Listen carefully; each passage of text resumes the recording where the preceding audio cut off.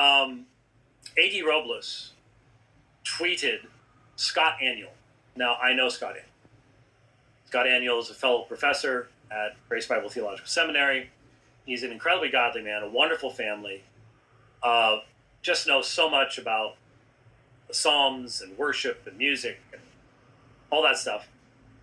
And a lot of Reformed guys don't like him because he's he's G3 and all the rest of that kind of stuff. And I'm just like, rolling my eyes. Anyway, he tweeted Scott Aniol and said that Scott Aniol had linked to Tobias's webcast. So anybody who linked to that evidently is responsible for everything Tobias said. And so he said to him, should delete the tweet and close your account, your Twitter account. Now, when I first saw that, and when you go back in Twitter, if you go back to something you saw a month ago in Twitter, first of all, good luck finding it. But everything that was around it as far as responses and stuff will be different now. That's one disadvantage. I mean, Twitter's one of the last bastions of free speech. I think we should support it while we can for lots of other reasons, but it's not ideal. Facebook's even worse, in my opinion. Not only because of the censorship, but it's not ideal. I was absolutely certain that I read A.D. Robles saying that Scott Aniol should leave the ministry.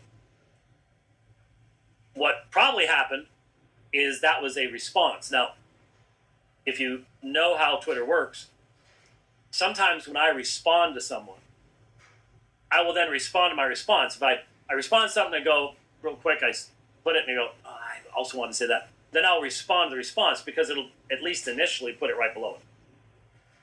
So I'm sitting here and I've, oh, okay.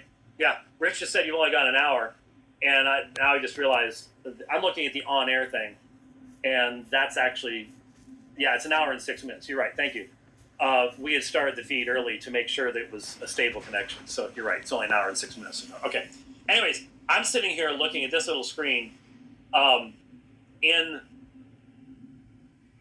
between stoplights or at stoplights.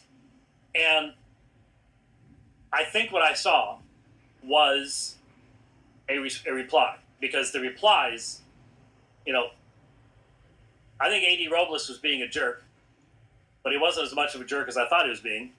The people who responded to it were being a jerk. And the one thing I've definitely learned is if you're on this side of stuff, you can say anything you want and nobody will call you down. Nobody will call you down. So I've been told, you need to apologize to A.D. Robles because he said to leave the ministry, and he never said that. Okay.